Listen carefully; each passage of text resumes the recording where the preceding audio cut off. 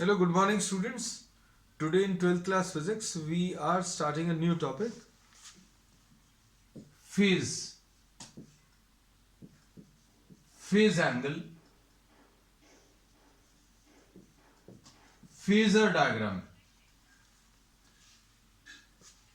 phasor diagram. ये सारे बच्चों एक ही कॉन्सेप्ट से रिलेटेड है. इसको अभी हम लोग आज डिटेल में डिस्कस करेंगे. तो सबसे पहली चीज अभी हम लोग इसमें पढ़ेंगे बच्चों फेजर्स के बारे में. तो अभी हम लोगों को ये मालूम है ऑल्टरनेटिंग करंट जो है एक ऐसा करंट है जो टाइम के साथ चेंज होता है, और टाइम के साथ जो चेंजेस आते हैं वो दो changes are taking place at a very rapid rate. इसमें जो समय के साथ जो चेंजेस आ रहे हैं वो बहुत फास्ट रेट पर चेंजेस आ रहे हैं. अभी हम लोगों ने इसमें ये पढ़ा था that I alternating current is given by I M sine omega T. Time हमेशा चेंज होगा, इसकी वजह से ओमेगा टी चेंज होगा, उसकी वजह से करंट की वैल्यू भी चेंज होगी. And the applied potential difference V is equal to Vm sin omega t, इसमें भी बिल्कुल सेम चीज है. Now we are having three type of circuit elements which we have discussed. तीन टाइप के सर्किट एलिमेंट्स क्या हैं? R है, C है और L है. अब इसमें अगर आपने कोई पोटेंशियल डिफरेंस ऑल्टरनेटिंग सोर्स अगर आपने लगा दिया तो in response to this potential difference how will these circuit elements react, ये अभी हम लोग इसमें पढ़ेंगे. किसकी मदद से? फेजर्स की मदद से. Since the timing factor is involved, therefore the analysis of circuits which contain R, C and L is different from the analysis which we have done in the DC circuits. DC circuits में बच्चों एक simple Kirchhoff's law apply करते थे, और अभी हम लोग ये बोलते थे भाई जैसा आपने पोटेंशियल डिफरेंस अप्लाई किया उसी हिसाब से स्पॉन्टेनियसली उसमें करंट के चेंजेस आते थे. जैसे ही आपने स्विच ऑन किया तुरंत मैक्सिमम करंट मिल गया. लेकिन यहाँ पर टाइम फैक्टर एक इन्वॉल्व है, इसलिए इसका एनालिसिस थोड़ा सा कॉम्प्लेक्स है. और इसको सिंप्लीफाई करने के लिए अभी हम लोगों ने जो कॉन्सेप्ट दिया है किसका? फेजर्स का कॉन्सेप्ट यूज कर रहे हैं. तो फेजर्स क्या है पहले ये बता दें, और इनका फिर कैसे यूज करेंगे अभी हम लोग सर्किट्स के एनालिसिस में, वो अभी हम लोग आगे के टॉपिक्स में डिस्कस करेंगे. तो बच्चों अभी हम लोगों ने ये बोला कि फेजर जो है इट इज अ वेक्टर. इसको अभी हम लोग कह सकते हैं बच्चों फेजर जो है this is a vector which rotates with N angular speed what omega, है ना. एंगुलर फ्रीक्वेंसी जो है उसी स्पीड से ये रोटेट कर रहा है. और इस वेक्टर का जो मैग्नीट्यूड है, the vector has a magnitude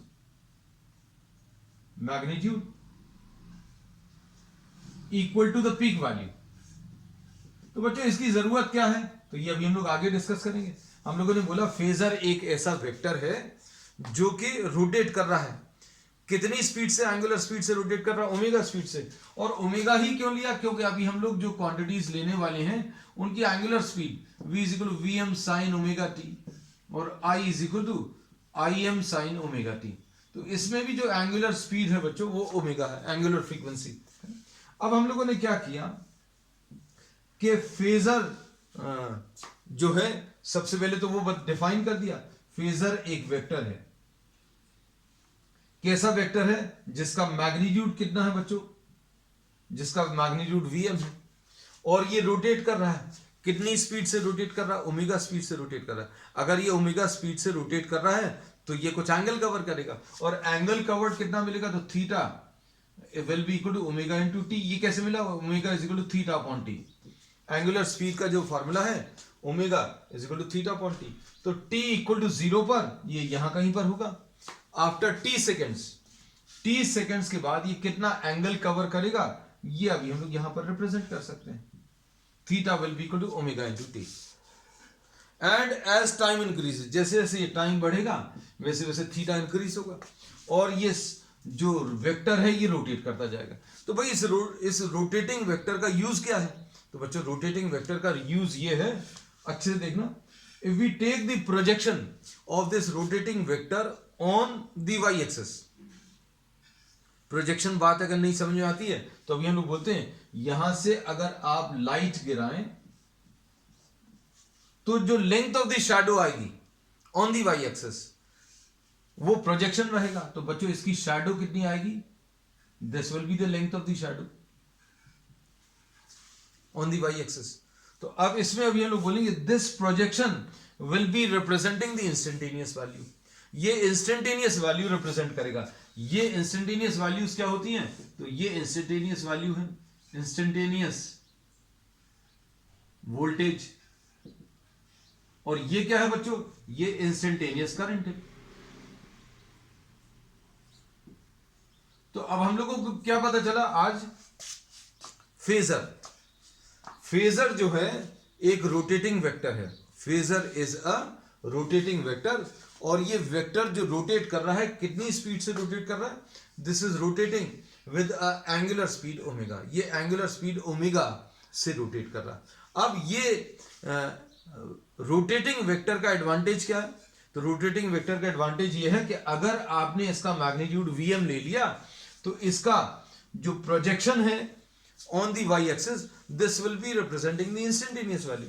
अब कैसे रिप्रेजेंट कर रहा है, जैसे सपोज फॉर एग्जांपल आपने इसको y लिख दिया, अगर ये y है तो ये भी y आएगा। तो साइन ओमेगा टी क्या आ जाएगा बच्चों, तो sine omega t will be equal to perpendicular divided by hypotenuse यानी vm। तो y की वैल्यू कितनी आ जाएगी, vm साइन ओमेगा टी, और vm साइन ओमेगा टी क्या है बच्चों, तो vm sine omega t v है। तो अब हमें ये पहला एडवांटेज इसका पता चल गया। इसके बहुत सारे फायदे हैं बच्चों, है ना, लेकिन आज अभी हम लोगों को ये पहला फायदा पता चला कि the first advantage of this is that the projection of this vector on the y axis will give you the instantaneous value. Just suppose for example, अगर आपके पास ये Vm है, ये ओमेगा टी है ना, तो आप इस वेक्टर को अगर आप रोटेट करोगे, ध्यान से देखना, अगर आप इस वेक्टर को रोटेट करोगे तो जैसे जैसे ये रोटेट करेगा तो इसका projection on the y axis increase होता जाएगा। जब ये वेक्टर यहां कहीं पर है तो इसका प्रोजेक्शन देख लो बच्चों, प्रोजेक्शन कम है। जब ये रोटेट कर इधर आ गया तो प्रोजेक्शन इंक्रीज हो गया, and this projection, the length of the projection will go on increasing, है ना। तो अब हम लोग इसमें क्या बोलेंगे, the projection on the y axis will be representing the instantaneous value. ये ड्रॉ कर लिया। अब अगर आपने ये Vm के टर्म्स में किया है, यही ऐसा एक रोटेटिंग वेक्टर अभी आप करंट के टर्म्स में ले सकते हैं।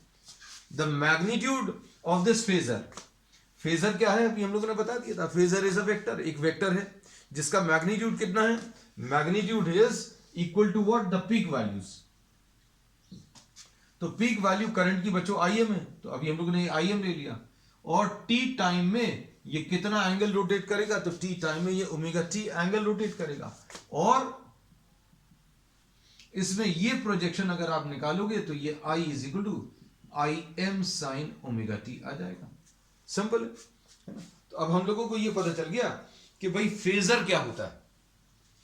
तो फेजर अभी हम लोग पता चल गया, फेजर क्या है, it is a rotating vector. Phasor क्या है, एक रोटेटिंग वेक्टर है।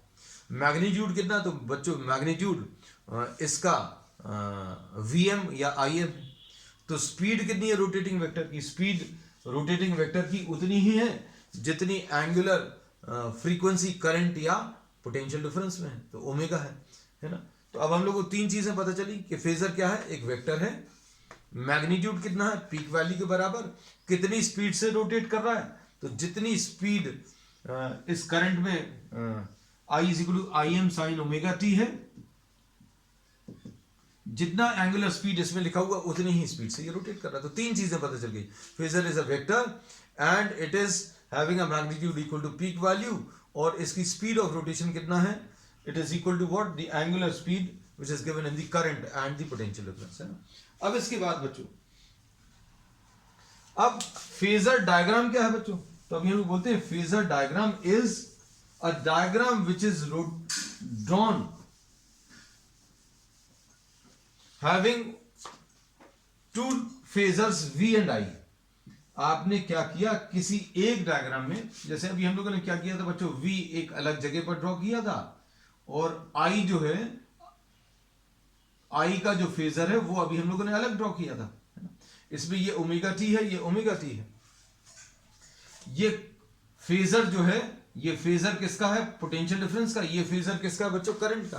अब दोनों को अगर हम लोग एक ही डायग्राम पर ड्रॉ कर दें तो जो डायग्राम मिलेगा उसको अभी हम लोग फेजर डायग्राम बोलेंगे। और ये दोनों फेजर्स के बीच में एंगल कितना होगा? इन दोनों फेजर्स के बीच में angle will be equal to the phase difference between the two. Current और पोटेंशियल डिफरेंस के बीच में जितना फेज डिफरेंस होगा उतना एंगल, अगर अभी हम लोग जैसे सपोज ये Vm है, ये कितने एंगल पर है? ओमेगा टी एंगल पर।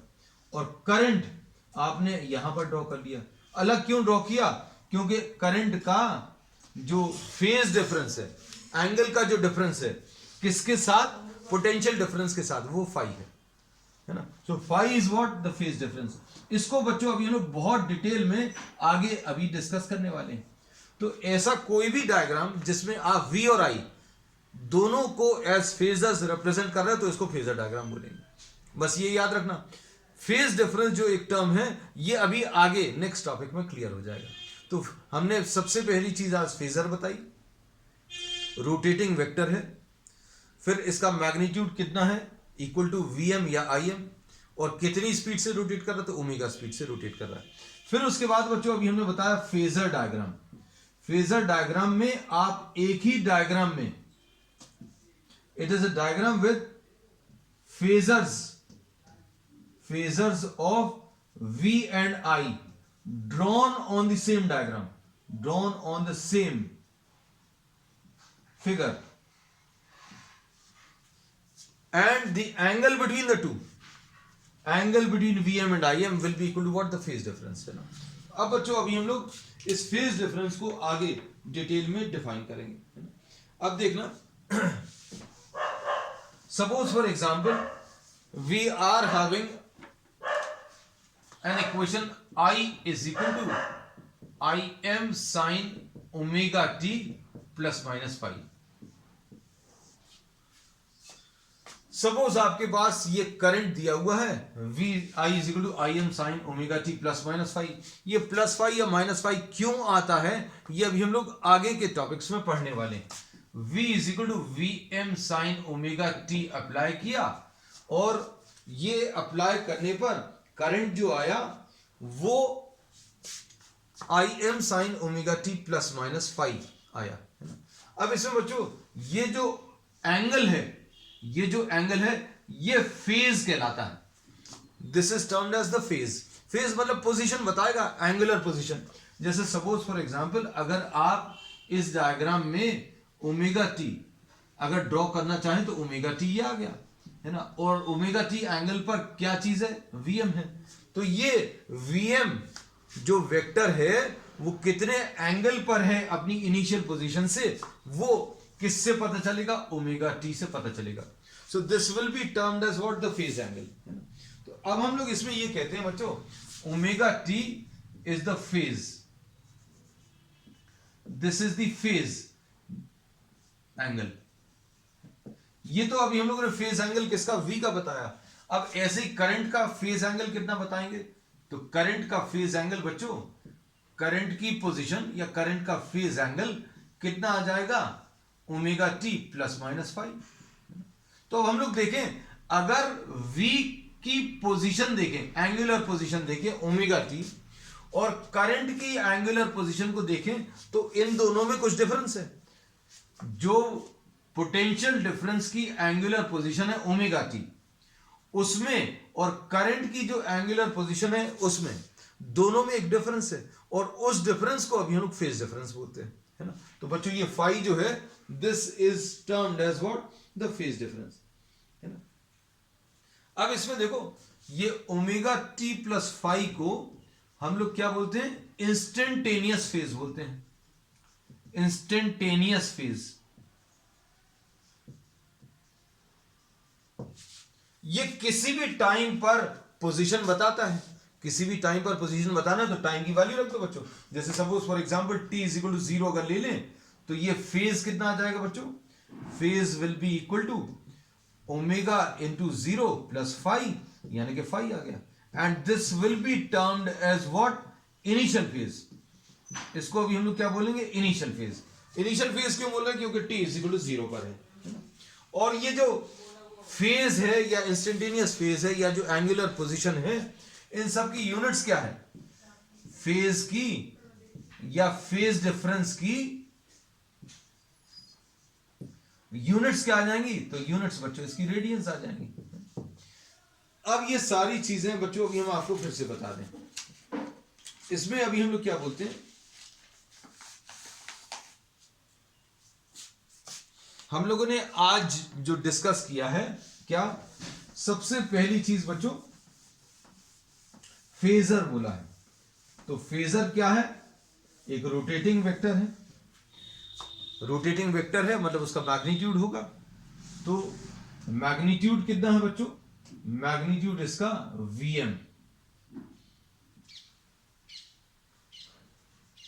इसका जो मैग्नीट्यूड है Vm या Im,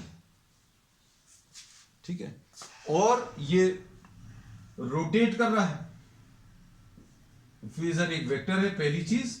दूसरा, इसका मैग्नीट्यूड Vm या Im है, और इसकी एंगुलर स्पीड बच्चों कितनी है? ओमेगा है। फिर दूसरी चीज फेजर डायग्राम।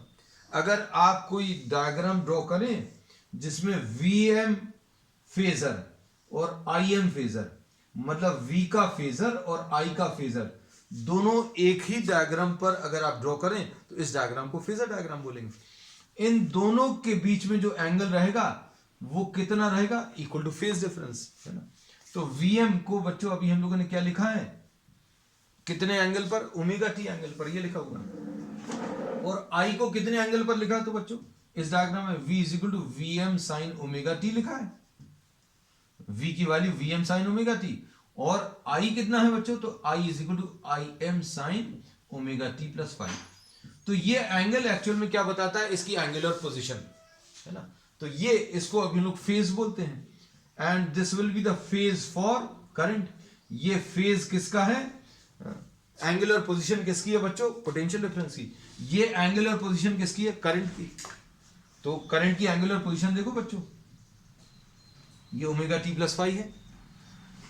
पोटेंशियल डिफरेंस की पोजीशन कितनी है? ओमेगा टी है, ये बनी हुई। और दोनों के बीच में डिफरेंस कितना है? उसको फेज डिफरेंस बोलेंगे। इस फाई को अभी हम लोगों ने क्या बोला बच्चों? फेज डिफरेंस, है ना, या फिर इनिशियल फेज भी बोल सकते हैं। चलो अब इसमें एक टर्म और बता दें। ये सारे टर्म्स बच्चों बहुत ज्यादा अच्छे से क्लियर होंगे जब ये टॉपिक्स अभी आप पढ़ेंगे, है। अब इसके बाद, क्योंकि ये सारी चीजें बच्चों अभी हम कैलकुलेशंस में यूज करने वाले हैं, क्योंकि अभी तो यही नहीं पता इनका क्या यूज करने वाले हैं। ये फाई कहां से आ गया, फाई क्यों आया, तो ये अभी हम लोग जब इंडक्टेंस या कैपेसिटेंस वगैरह पढ़ेंगे तो उनमें ये सारी चीजें एकदम परफेक्टली क्लियर होंगे कि ये प्लस माइनस क्यों आती हैं वैल्यूज, है। अब इसमें देखो, अभी तो हम सिर्फ मैथमेटिकल टर्म्स पर बता रहे हैं। जैसे v is equal to Vm sine omega t plus 5 है सपोज, और I is equal to Im sine omega t plus 5, क्योंकि अभी हमें फेज डिफरेंस बताना है ना। अब इसमें फेज डिफरेंस अगर आपको करंट का, अब इसमें देखो बच्चों, इसमें V की जो फेज है वो कितनी है बच्चों? Omega t plus 5। करंट की एंगुलर फेज कितनी है, एंगुलर पोजीशन कितनी है? Omega t plus 5। अब इसमें क्या बोलेंगे? द फेज डिफरेंस, ये किसकी फेज है? The phase of potential difference. ये क्या है बच्चों? The phase of current. तो फेज डिफरेंस कितना होगा बच्चों? दोनों के बीच में डिफरेंस देखो, द फेज डिफरेंस ऑफ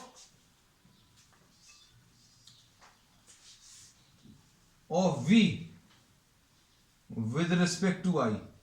इन दोनों के बीच में फेज का डिफरेंस कितना होगा? तो ये देख लो, इन दोनों को अगर आप माइनस करोगे तो कितना आ जाएगा? 5 1 माइनस 5 2। इसका इसके साथ डिफरेंस 5 1 माइनस 5 2 आएगा। अब इसका अगर इसके साथ डिफरेंस लिखना है तो कैसे लिखोगे? The phase difference of I with respect to V। Current का फेज का डिफरेंस, किसके साथ, v के साथ, ये कितना आएगा φ2 माइनस φ1। करंट का डिफरेंस किसके साथ बताना है, पोटेंशियल के साथ।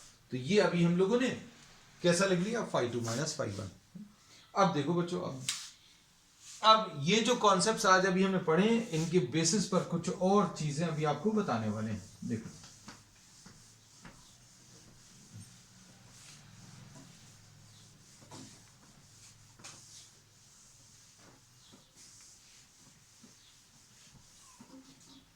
फेज डिफरेंस जो है बच्चों, ये समझ लो कि आपको जैसे सपोज फॉर एग्जांपल अगर कोई दो लोग रेसिंग कर रहे हैं, सपोज समवन इज कॉम्पिटिटिंग, मतलब अगर आप रनिंग कर रहे हैं, तो phase difference gives us an idea about the separation, distance का सेपरेशन।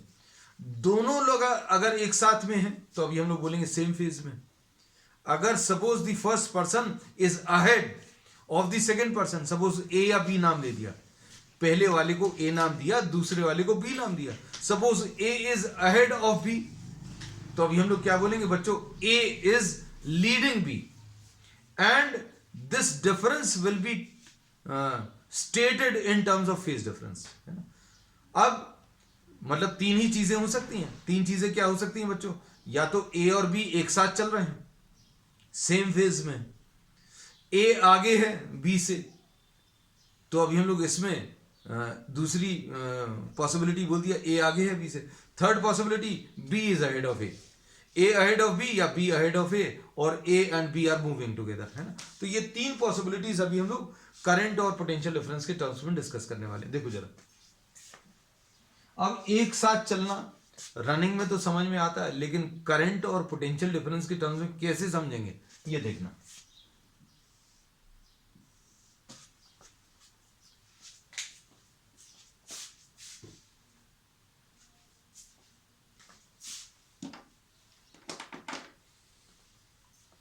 आप लोग बच्चों एक काम कर सकते हैं कि डिफरेंट कलर्स के पेन्स यूज कर सकते हैं, या फिर डार्क और डॉटेड कर्व। जैसे अभी हम लोग ये ब्लैक कलर किसके लिए, वी के लिए यूज कर रहे हैं, और करंट के लिए रेड कलर यूज कर रहे हैं, है ना।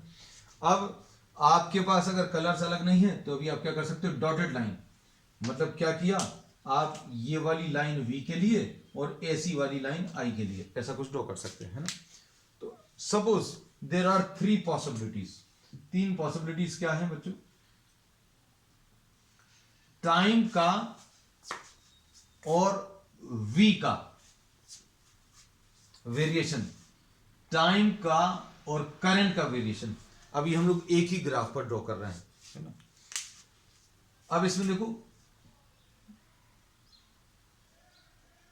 ये वेरिएशन अभी हमने ड्रॉ किया किसका, ये वेरिएशन अभी हमने ड्रॉ किया पोटेंशियल डिफरेंस का विद रिस्पेक्ट टू टाइम।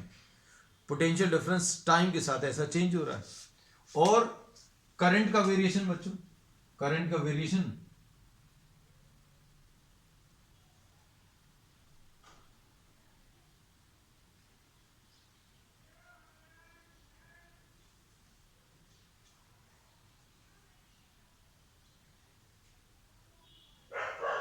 ये ऐसा कुछ ले लिया। ये अभी हम लोगों ने कौन सा वाला, ये पोटेंशियल डिफरेंस ड्रॉ किया, और ये रेड कलर से अभी हम लोगों ने करंट ड्रॉ किया, है ना। इसको अभी हम डार्क ही कर देते ताकि आपको अच्छे से दिख जाए। You can draw it dotted.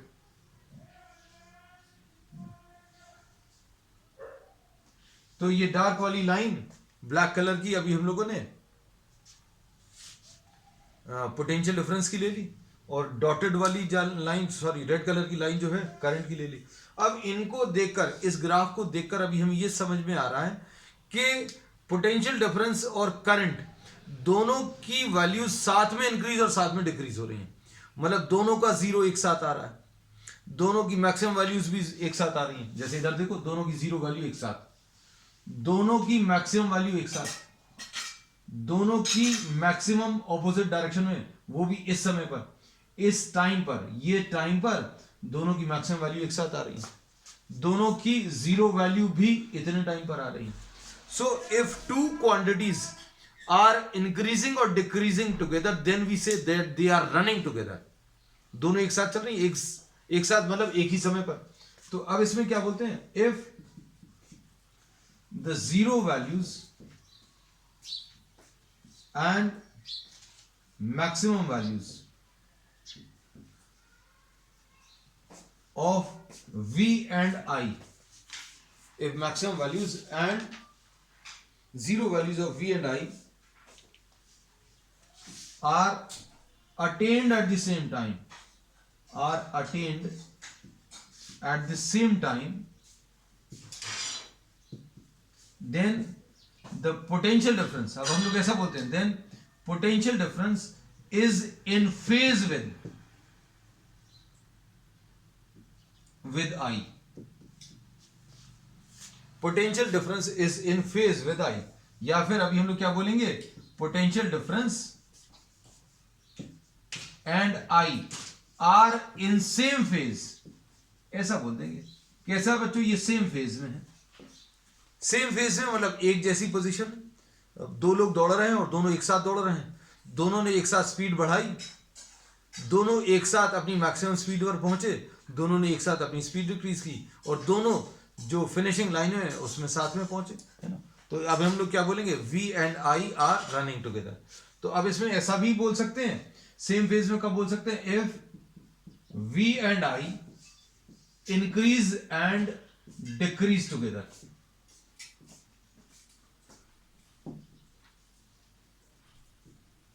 एक साथ इंक्रीज और एक साथ डिक्रीज हो रहा है। अब इसमें इस टाइप की इक्वेशंस को हम लोग, इस टाइप के ग्राफ्स को, इस टाइप के वेरिएशन को ऐसा रिप्रेजेंट कर सकते हैं, v is equal to V M sine omega t और I is equal to I M sine omega t. इनमें ना तो टाइम का कोई डिफरेंस है, कोई भी आगे नहीं चल रहा, कोई पीछे नहीं चल रहा, है ना। और इनको अगर हम फेजर्स पे रिप्रेजेंट करने की कोशिश करें बच्चों, फेजर डायग्राम पर रिप्रेजेंट करने की कोशिश करें तो कैसा आएगा, ये बच्चों Vm आ जाएगा, कितने एंगल पर आएगा, ओमेगा टी एंगल पर। और इसी लाइन में अभी हमें यहीं पर बनाना है बच्चों, इसके ऊपर बनाएंगे तो अच्छे से दिखेगा नहीं, तो अभी हमने क्या किया, आई एम। तो अब हम लोग इसमें ये बोलेंगे कि Vm और Im दोनों कितने एंगल्स पर हैं, Vm ओमेगा टी एंगल पर है, Im भी ओमेगा टी एंगल पर। एक बहुत कॉमन क्वेश्चन जो मतलब अभी हम एक्चुअल क्लासेस में पूछते हैं, है ना, कि इनमें से V और I में से कौन सा ज्यादा बड़ा है ना। तो बच्चे ये देखकर बोल देते हैं कि भाई इसमें रेड वाला जो है करंट है तो करंट बड़ा है ना, और नीचे ब्लैक वाला है मतलब पोटेंशियल डिफरेंस छोटा है। तो अब हमारा इसका आंसर ये है कि two quantities which are completely different can not be compared. जैसे suppose for example if we say 2 kg and 3 kilometers, which of these is greater.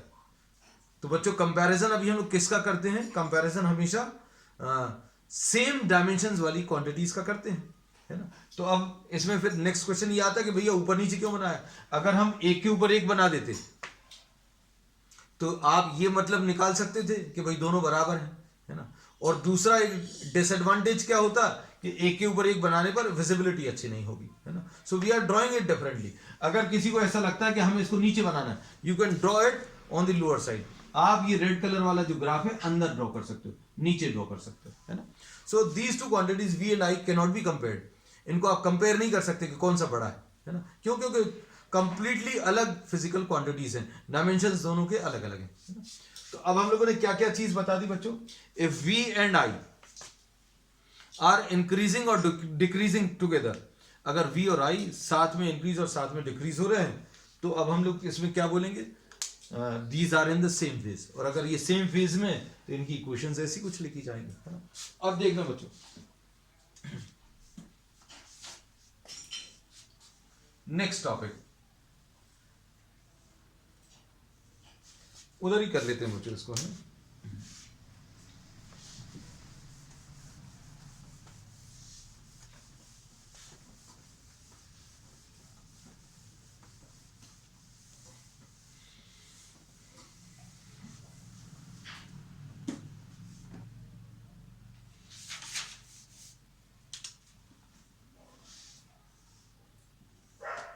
अब इसमें सपोज ये अभी हम लोगों ने v वाली लाइन आ गई, ये v एंड i और ये टाइम है, और इसमें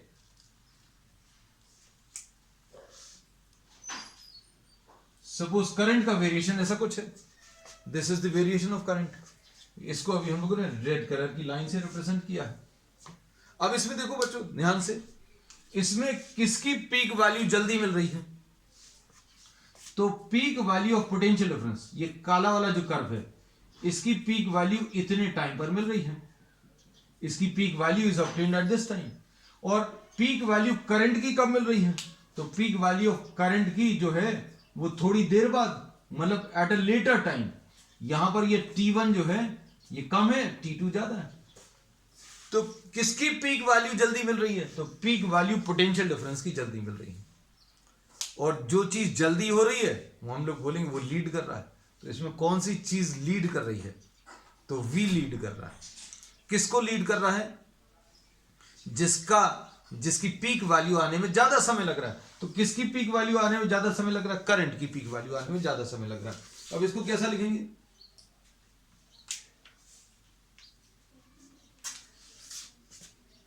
if peak value of potential difference is attained earlier than peak value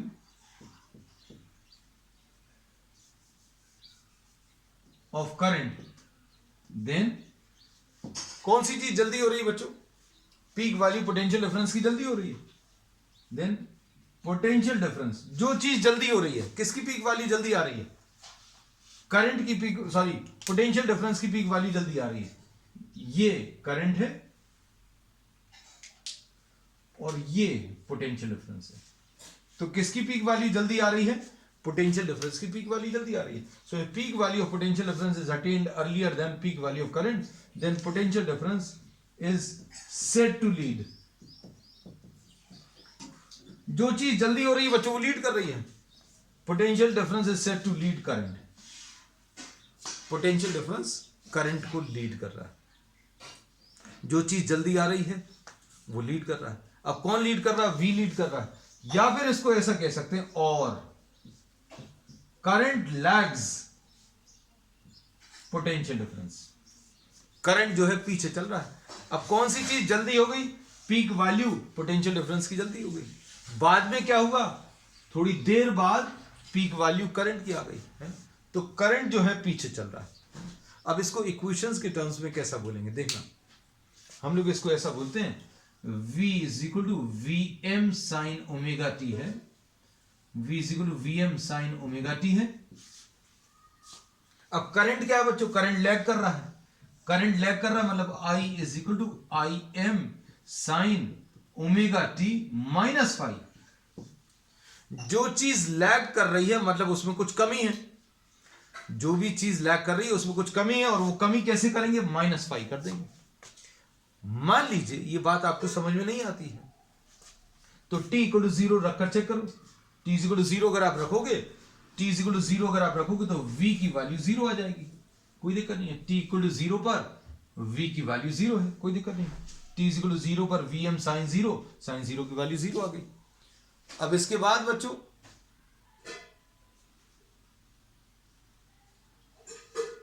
इसमें t इक्वल टू 0 रखो। t इक्वल टू 0 अगर रखोगे तो क्या आएगा बच्चों? I कितना आ जाएगा? I will be equal to Im sine, t की वैल्यू 0 रखोगे तो -5, मतलब करंट नेगेटिव आएगा। और ये देखो t इक्वल टू 0 पर करंट कैसा बच्चों? नेगेटिव है।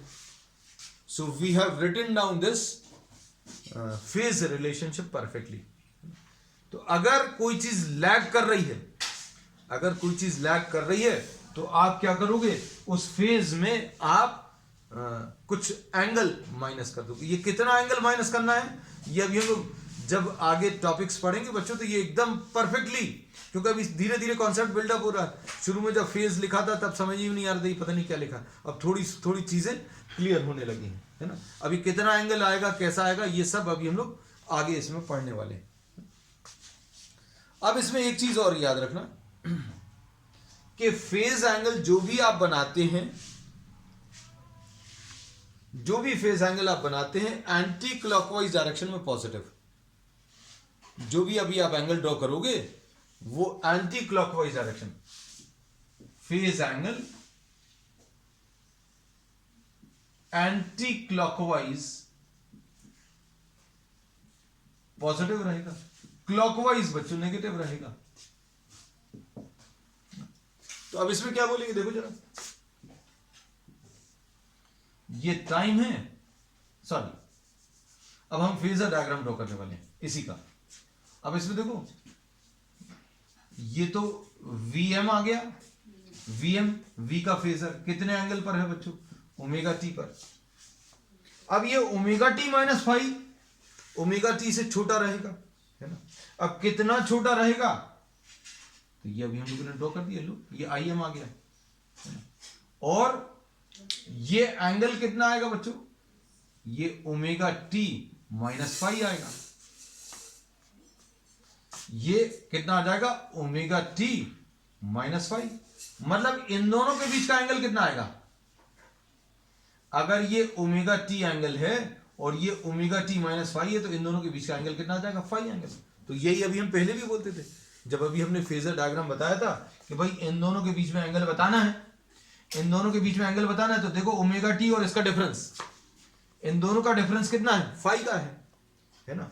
और ये जो करंट अभी आप ड्रॉ करोगे इसमें माइनस साइन लगा है, माइनस साइन मतलब क्लॉकवाइज डायरेक्शन में, मतलब पोटेंशियल डिफरेंस में आपने माइनस फाइव किया, पोटेंशियल डिफरेंस में माइनस फाइव किया, मतलब क्लॉकवाइज डायरेक्शन में, क्लॉकवाइज डायरेक्शन में आप फाइव एंगल चल लो।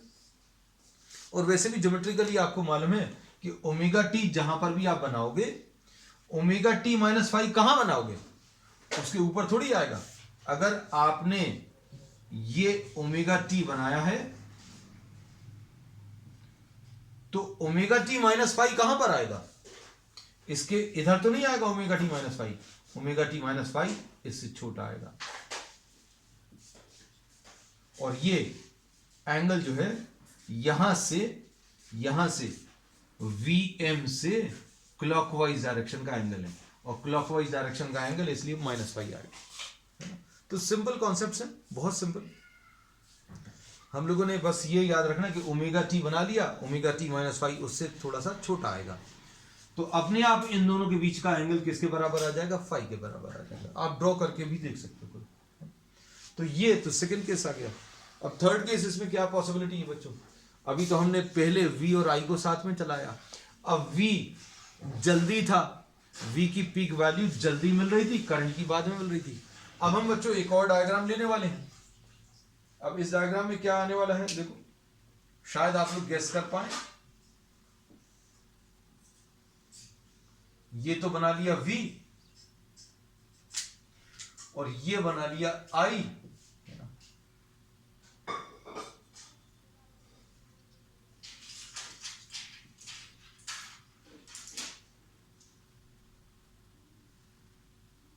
इसमें देखो किसकी पीक वैल्यू जल्दी मिल रही है, करंट की पीक वैल्यू इतने टाइम पर मिल रही है, थोड़ी देर बाद पोटेंशियल डिफरेंस की पीक वैल्यू आ रही है। तो पीक वैल्यू किसकी जल्दी मिल रही है, पीक वैल्यू करंट की जल्दी मिल रही है। तो अब हम लोग इसको कैसा बोलेंगे, if peak value of current is attained earlier than peak value of potential difference, then current leads the potential difference। जिसकी पीक वैल्यू जल्दी आ रही है, जो भी चीज जो जल्दी पहुंच रहा है वो लीड कर रहा है ना। तो इसमें क्या लीड कर रहा है बच्चों, करंट लीड कर रहा है। रेड कलर का करंट है, डेंजर होती है ना, danger sign is always represented by red. I leads, तो हम लोग कैसा बोलेंगे, आई लीड कर रहा है बच्चों। अब इसकी इक्वेशन कैसे लिखेंगे, v is equal to V M sine omega t लिख लिया, कैसा लिखा। फिर I कितना आ जाएगा, I will be equal to I M sine omega t. जो लीड कर रहा है मतलब उसके पास कुछ प्लस में है भाई, जो टॉप कर रहा है, जो लीड कर रहा है मतलब उसके पास कुछ ज्यादा पॉजिटिव है, उसकी पढ़ाई, उसका एफर्ट, उसकी नॉलेज, उसका दिमाग वो ज्यादा है ना। तो आई लीड कर रहा है, ये याद रखने का तरीका है बच्चों। अब जैसे इसमें बोला था करंट लैग कर रहा है, लैग कर रहा है मतलब कुछ कमी है, कुछ कमी है मतलब माइनस करना है, और जो लीड कर रहा है बच्चों उधर प्लस करना है। अब इसमें देखो फिर से t इक्वल टू 0 रखोगे, चेक करने के लिए t की वैल्यू 0 रखोगे तो v की वैल्यू 0 आ जाएगी, कोई दिक्कत नहीं है, वी एम साइन 0। और t की वैल्यू 0 रखोगे तो I M sine 0 plus 5, t is equal to 0 पर i की वैल्यू आई एम साइन 5 आएगा, मतलब ये पॉजिटिव मिलेगा, मतलब ये कैसा आने वाला है, पॉजिटिव आने वाला है। तो देखो t इज इक्वल टू 0 पर कुछ करंट मिल रहा है और पॉजिटिव करंट मिल रहा है। अब इसके बाद इसका फेजर डायग्राम ड्रॉ करें बच्चों।